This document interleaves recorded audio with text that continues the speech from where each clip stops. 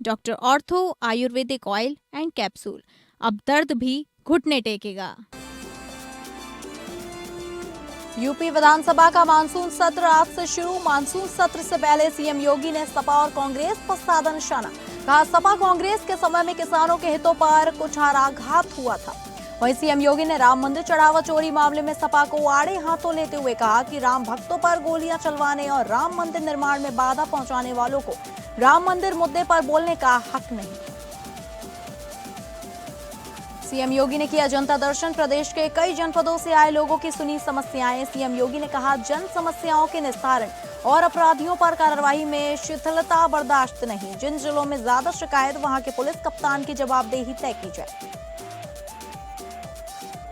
उप मुख्यमंत्री केशव प्रसाद मौर्य का समाजवादी पार्टी पर हमला। कहा, सपा हिंदू और सनातन के मुद्दे पर राजनीति स्टंट कर रही। अखिलेश की बयानबाजी पर उनकी राजनीतिक हताशा को दर्शाती है। वहीं योगी सरकार ने यूपी को बीमारू राज्य की छवि से बाहर निकाला।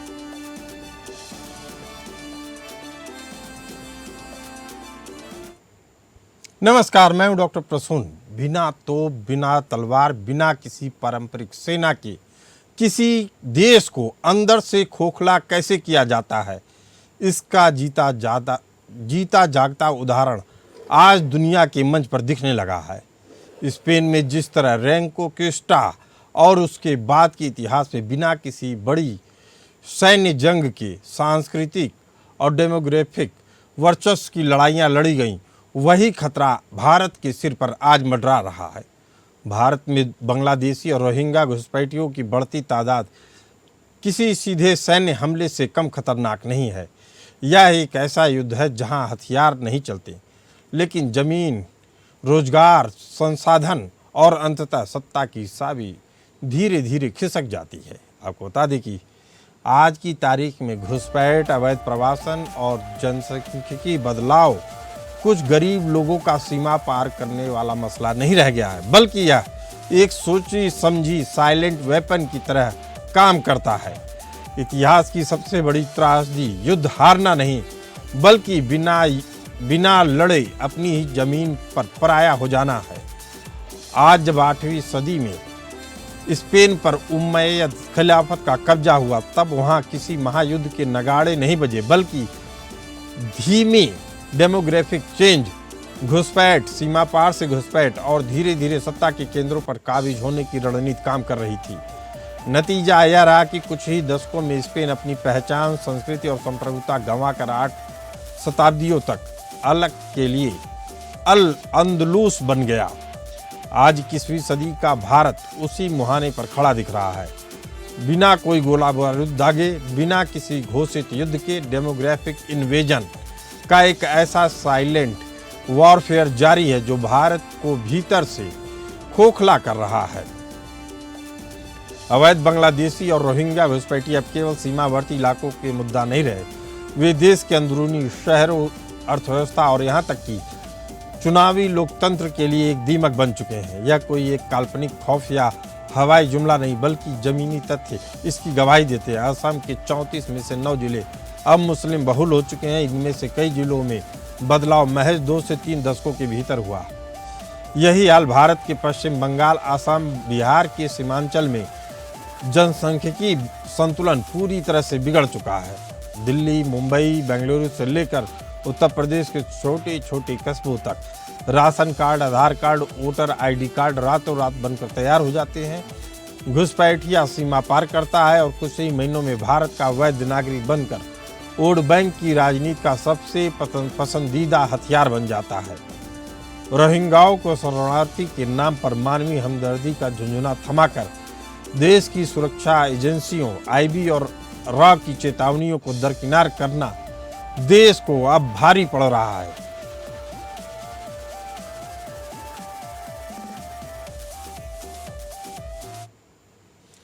दुनिया के लिए स्पेन का यह सबक बहुत बड़ा है।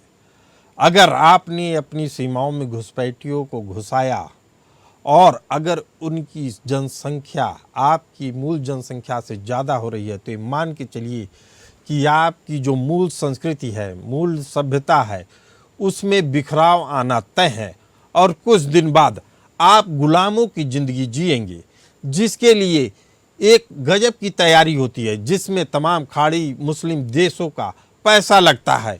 उनका जो नेटवर्क है वह इस तरीके से काम करता है कि आपको धीरे धीरे आपके घर में ही आपको परदेसी बना दिया जाता है और इसका नाम दिया गया है आधुनिक गजवाए हिंद। आपको बता दें कि स्पेन में जब ईसाई शासकों की आंखें खुली तब तक बहुत देर हो चुकी थी। वहाँ भी शुरुआत शरणार्थी और प्रवासी बनकर हुई, जो बाद में स्थानीय बहुसंख्यक में बदल गए और फिर पूरे ढांचे पर अधिकार कर लिया। अवैध मुस्लिम घुसपैठिए भारत में भी गजवाए हिंद का यही मॉडल लागू करने की फिराक में है। पहला चरण घुसपैठ का होता है। घुसपैठिए पहले सीमा पार से घुसपैठ करते हैं, झुग्गी झोपड़ियों में अपने ठिकाने बनाते हैं जिन्हें मुस्लिम देशों से फंड मिलता है।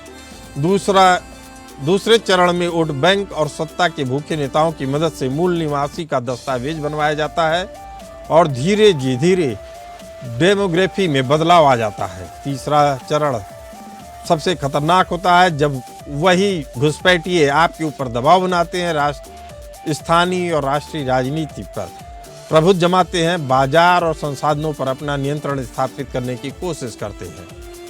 आसाम, पश्चिम बंगाल, बिहार के सीमावर्ती जिलों में पिछले कुछ दशकों में जनसंख्या का संतुलन पूरी तरह से बदल चुका है। कई जिलों में मूल निवासी अल्पसंख्यक हो चुके हैं। रोहिंग्या और अवैध बांग्लादेशी केवल देश के सीमित संसाधनों जैसे राशन, पानी, जमीन पर कब्जा कर रहे हैं, बल्कि फर्जी दस्तावेजों के सहारे भारतीय नागरिकता भी पा ले रहे हैं। आधार, वोटर आईडी कार्ड बनवाने में यहाँ के लोकल नेता ही वोट की खातिर उनकी मदद करते हैं। सरकारी आंकड़ों और सुप्रीम कोर्ट की कई टिप्पणियों ने साफ किया है कि अवैध प्रवासन के कारण असम के कई जिलों की पहचान बदल चुकी है, जिससे सामाजिक और राजनीतिक ताना बाना छिन्न भिन्न हो चुका है। भारत इस समय इसी चक्रव्यूह के दूसरे और तीसरे चरण के बीच खड़ा है।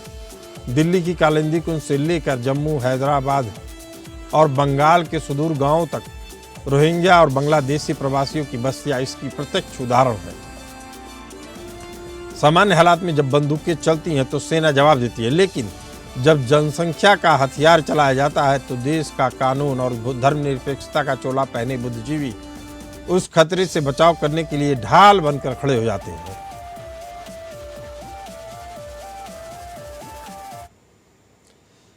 इस घुसपैठ को केवल मानवाधिकार के चश्मे से देखना सबसे बड़ी मूर्खता है। यह देश के साथ, उसकी सुरक्षा के साथ खिलवाड़ है। जब म्यांमार और बांग्लादेश जैसे देश इन्हें अपने नागरिक मानने को तैयार नहीं है तो भारत को अंतर्राष्ट्रीय धर्मशाला बनने की जिद क्यों है? राष्ट्रीय नागरिक रजिस्टर और नागरिकता संशोधन कानून जैसे कदमों पर होने वाली राजनीति यह साबित करती है कि कुछ राजनीतिक दलों के लिए देश की सुरक्षा से बड़ा उनका वोट बैंक है। इसी मुद्दे पर चर्चा करने के लिए हमारे साथ मौजूद हैं पूर्व राजनयिक सुरेश कुमार गोयल जी और कमांडर भूषण दीवान जी। आप दोनों मेहमानों का बहुत बहुत स्वागत है। सुरेश जी, 8वीं सदी के स्पेन में भी शुरुआत अतिथि और प्रवासी बनकर ही हुई थी। क्या हम इतिहास से सबक ले रहे हैं या अपनी ही जमीन पर बेगाना होने की पटकथा खुद लिख रहे हैं?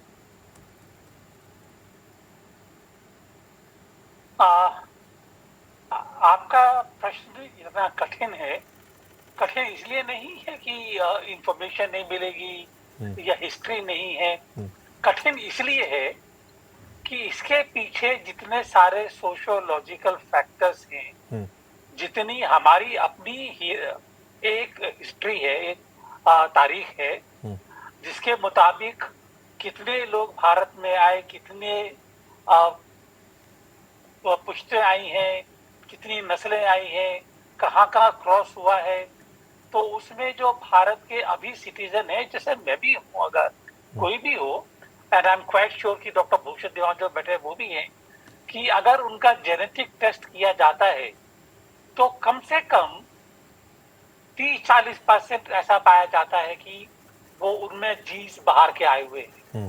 मैं इसलिए कह रहा हूँ कि एक थियोरेटिकल तौर पर कहना बहुत आसान है कि हम एक बिल्कुल प्योर रेस बन के रहेंगे, क्योंकि जहाँ दूसरे रेसों की अब इनमें मिक्सिंग शुरू होगी, हमारी गिरावट शुरू हो जाएगी। लेकिन ऐसा होता नहीं है। वो जरूरी होता है, बल्कि कई बार इवन इन एग्रीकल्चर और बायोलॉजिकली भी दूसरे जीन का मिक्सर करना जरूरी हो जाता है। वो तो मैं दूसरी एक अलग चीज कह रहा हूँ। दूसरी चीज ये है कि अगर हम देखें भारत का इतिहास, भारत के इतिहास के अगर हम पन्ने पलटे जाए तो अभी हम क्या कहेंगे कि भारत में सबसे पहले कौन सी किसकी सियासत थी, कौन सी सिविलाइजेशन थी? क्या वो इंडस वैली सिविलाइजेशन थी? उससे पहले क्या था? लोग कहते हैं कि आर्यंस का इन्वेशन हुआ, ईरानियंस आए यहाँ पर, वो भी मिक्स हुए। तो मेरा ख्याल है हमको, मैं एक छोटी सी अर्ज ये करूंगा कि मुद्दा बड़ा है, लेकिन उस मुद्दे को हम एक संकीर्ण तौर पर ना देखें कि हमारे में ये होगा तो ये दिक्कत आएगी। सुरेश कुमार गोयल जी, बल्कि हम मैं उसको- आपसे जानना चाहता हूं कि इसे हम लोगों को किस प्रोस्पेक्ट में देखना चाहिए? जी, मैं वही उसकी बात कर रहा था।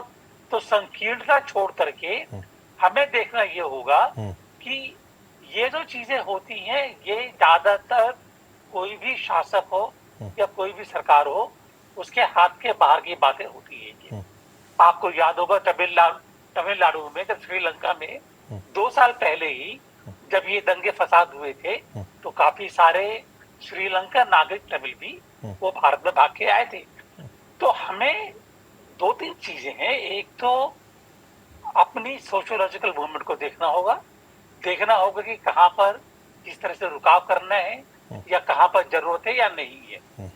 बिल्कुल रोकना मुश्किल हो जाएगा, लेकिन हमें सावधान रहना जरूर होगा। जी चलिए, कमांडर भूषण दीवान जी हमारे साथ मौजूद हैं। अगर बिना किसी युद्ध के किसी देश की डेमोग्राफी को रातों रात बदला जा सकता है, तो फिर सीमा पर तैनात हमारी सेना और अरबों रुपए का रक्षा बजट आखिर किसकी रक्षा कर रहा है? जी सोन जी, बड़ा सीरियस मुद्दा रेज किया आपने और बहुत अच्छा मुद्दा है। किरण रिज्जू ने पार्लियामेंट के फ्लोर से स्पीच दी थी कि 2 करोड़ इलीगल लोग हैं। मैं आदरणीय एम्बेसडर गोयल साहब की बात से इत्तेफाक रखता हूं कि एक लिबरल अप्रोच कई बारी काम आती है, मिक्सिंग ऑफ ऑल रेसेस काम आती है। हमें तो किसी देश में ऐसा अलाउड नहीं भाई। अमेरिका में तो हमारे बंदों को पकड़ के वो ले गए अमेरिका में अमृतसर के प्लेन में हथकड़ियां बना के भेज दिया। तो हम दयानतदारी करें तो क्यों? फखरुद्दीन अली अहमद के टाइम से कई हजारों लाखों बांग्लादेशी बसाए गए असम में वोट बैंक के लिए। और आज भी, हालांकि मैं बॉम्बे में रहता हूँ, दिल्ली में रिलोकेट कर रहा हूँ, बॉम्बे में भी बीजेपी के भी जो है लीडर्स, वो जानबूझ के रिलोकेट कर रहे हैं, जो आप कह रहे हैं फर्जी आधार कार्ड वोट बैंक के लिए। देखिए, आए वसुधैव आगंतुक आए, वेलकम है, पर अनरिकग्नाइज्ड तरीके से, इलीगल तरीके से ना आए। उनको हमारे देश से कोई प्यार नहीं है। मैं टीसीएस में वाइस प्रेसिडेंट था, नॉट इंडोनेशिया तक, जब तक वर्क परमिट नहीं बनता है वहां काम नहीं कर सकते, रह नहीं सकते। ये सब बातें होनी चाहिए, इतना ही है। अच्छा, हमारे पास लेबर शॉर्टेज बाई चांस है, आज घर में बुलाते हैं इलेक्ट्रिशियन को, प्लम्बर को। भूषण दीवान जी, आपने उस मर्म को छू लिया है जो इस डिबेट का मूल टॉपिक है। आखिर जब हम मानवाधिकार की बात करते हैं तो यह ढोंग क्यों करते हैं कि यह मानवाधिकार केवल देश विरोधियों के लिए है, जो आपकी न सभ्यता की रिस्पेक्ट कर रहा है, न संस्कृति की रिस्पेक्ट कर रहा है, न किसी चीज़ की रिस्पेक्ट कर रहा है। जब इन म्यांमार और बंगला जैसे देश इन रोहिंग्याओं को अपना नागरिक मानने से साफ इनकार कर चुके हैं, तो भारत के कुछ तथाकथित बुद्धिजीवी और संगठन इन्हें मानवाधिकारों का रोना रोकर इसी देश की छाती पर बसाने की जिद क्यों कर रहे हैं? क्या देश के मूल नागरिकों के मानवाधिकारों की कोई कीमत नहीं है? जी, धर्मशाला थोड़ी है। सरप्राइजिंगली रोहिंग्या को, क्योंकि ये इंटरनेशनल इशू बन गया, म्यांमार भी धक्का दे रहा है, बांग्लादेश भी धक्का दे रहा है। जनाब, दिल्ली के अंदर UNHCR, United nation high commission for refugees, उनके आई कार्ड लेके घूम रहे हैं 11,000 रिफ्यूजीज। ये क्या तरीका है? ये हमारी सोवरेनिटी को चैलेंज करने का तरीका है। और जो छत्तीसगढ़ में बस रहे हैं, उत्तराखंड में बस रहे हैं, छत्तीसगढ़ में ये कर रहे हैं, शादी की लोकल औरतों से, और फिर पूरी प्रॉपर्टी भी इनहेरिट कर ली। जमीन का सब डेमोग्राफिक चेंज तो है ही, प्रॉपर्टी हथिया रहे हैं। देखिए, अगर आप रिकॉर्डेड हैं तो ठीक है, नहीं तो अमित शाह जी का triple D, detect, deport, detain, deport, ये होना चाहिए। असम में भी 85 में अकॉर्ड हुआ, मैं 71 की लड़ाई में लड़ा हूं, 1 करोड़ आए थे शरणार्थी। इंदिरा गांधी ने उस टाइम एक टिकट जारी की थी, रेफ्यूजी की टिकट, उसके बाद 15 लाख यही रह गए। और आपको पता है उसमें उसके बाद इतना हमारे पे बोझ पड़ा, और उसके बाद अभी भी क्या आ रहे हैं वो, आप जाइए। कमांडर भूषण दीवान जी, आप बेहद अहम बात कर रहे हैं। सभ्यता और संस्कृति की बात की जाए तो ये जो रोहिंग्या है, जो बांग्लादेशी घुसपैठिए हैं, जो इस्लाम का झंडा बुलंद करने का दावा करते हैं, इनको सऊदी अरब जैसे देश हिकारत की भरी निगाहों से देखते हैं। उनको मालूम है ये अपनी जमीन की इज्जत नहीं करते हैं, इस जिस संस्कृति में पैदा हुए उसकी इज्जत नहीं करते हैं, इस्लाम की या कुरान की क्या इज्जत करेंगे। इसीलिए अपने देशों में इनको घुसने नहीं दिया जाता है, चाहे फिलिस्तीन की बात हो, चाहे रोहिंग्या की बात हो, चाहे बांग्लादेशी की बात हो। कैसे बिना गोली चलाए दुनिया की देशों पर केवल डेमोग्राफिक चेंज के जरिए कब्जा किया जा रहा है, इसी मुद्दे पर चर्चा करने के लिए हमारे साथ मौजूद हैं सुरेश कुमार गोयल जी। सुरेश कुमार गोयल जी, जो घुसपैठिया सीमा पार करते ही कुछ ही महीनों में फर्जी आधार और वोटर कार्ड बनवा लेता है और हिंदुस्तान की सभ्यता संस्कृति से उसका कोई लेना देना नहीं है, वह एक तरीके से भारत के लिए देशद्रोही का ही काम कर रहा है, तो क्या वह सिर्फ एक अवैध प्रवासी है या भारत सहित पूरी दुनिया के लोकतंत्र पर सबसे बड़ा आंतरिक खतरा? जी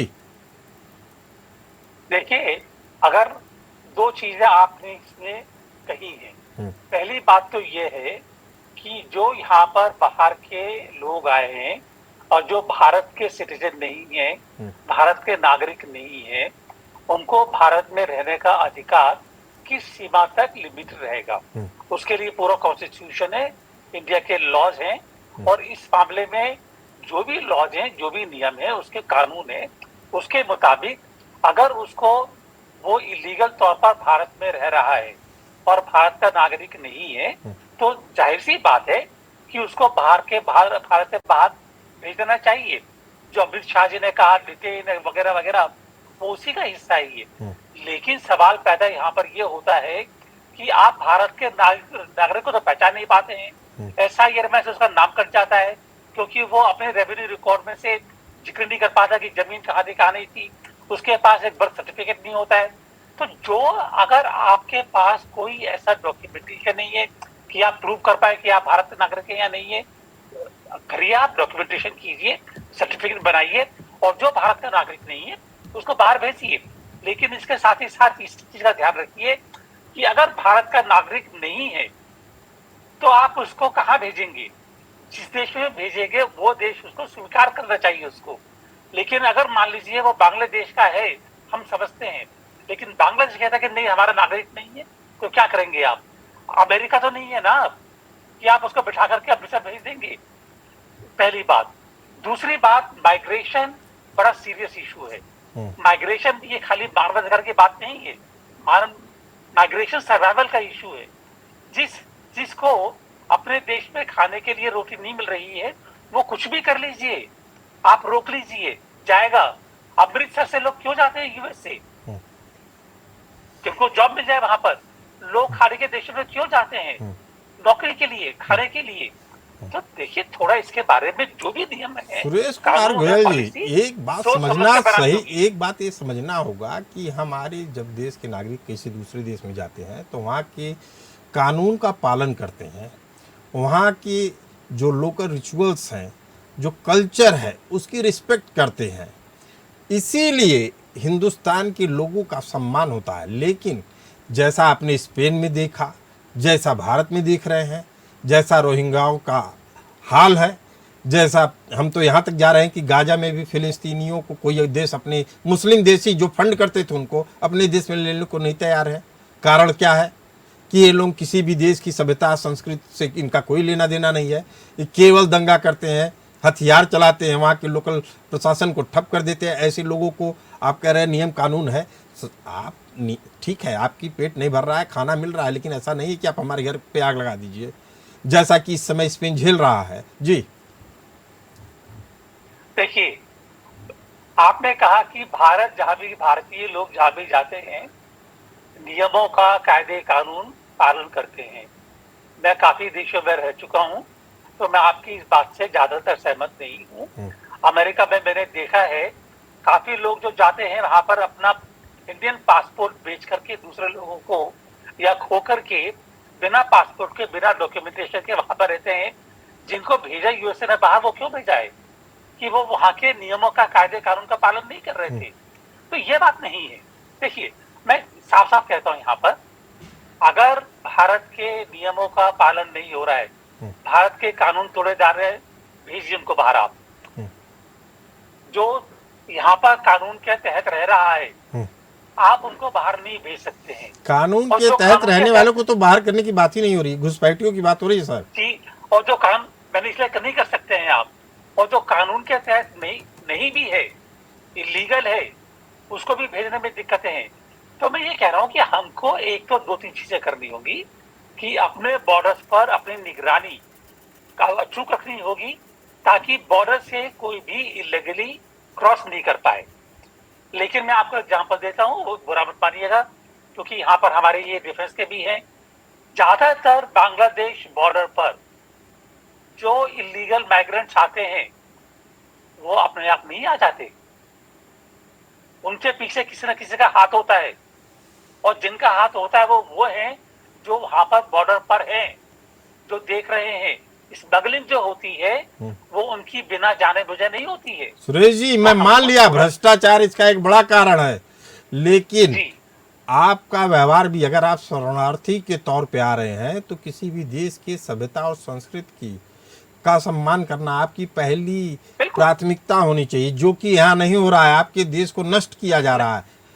कमांडर भूषण दीवान जी, इतिहास गवाह है कि किसी देश को नष्ट करने के लिए हमेशा सीमाओं पर युद्ध लड़ना जरूरी नहीं होता।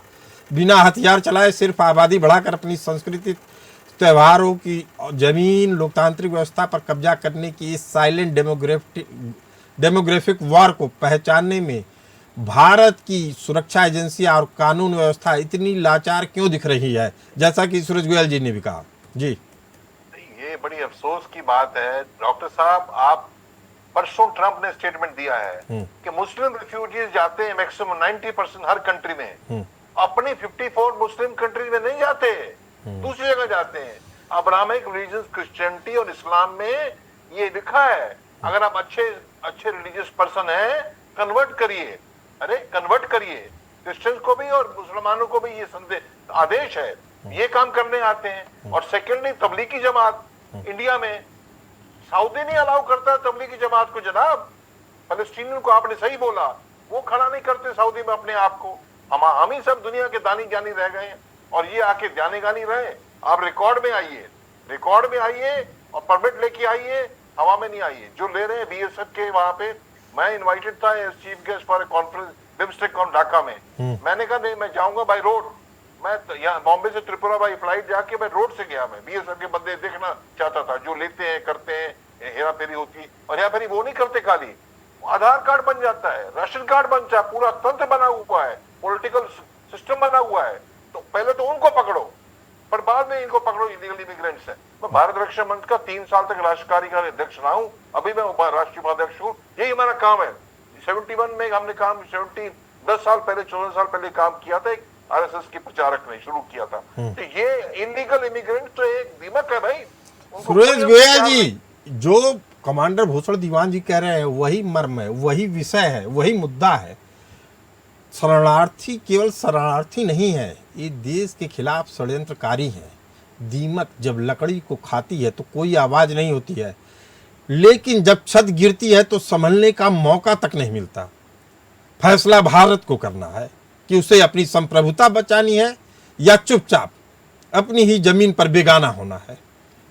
यदि समय रहते इन अवैध रोहिंग्या बांग्लादेशी घुसपैठियों को चिन्हित करके बाहर का रास्ता नहीं दिखाया गया तो भारत को किसी बाहरी दुश्मन से हारने की जरूरत नहीं पड़ेगी। हम अपने ही घर में बेगाने और लाचार बन जाएंगे। इतिहास गवाह है कि जो कौम डेमोग्राफिक चेंज के इस खामोश युद्ध को नहीं समझ पाती, उसका भूगोल और इतिहास दोनों नक्शे से मिटा दिए जाते हैं। अब फैसला हमारा है, हमें अपनी संप्रभुता बचानी है या मूक दर्शक बनकर अपने ही विनाश का तमाशा देखना है। इस चर्चा में हिस्सा लेने के लिए आप सभी मेहमानों को बहुत बहुत धन्यवाद। हमें भी दीजिए इजाज़त। नमस्कार।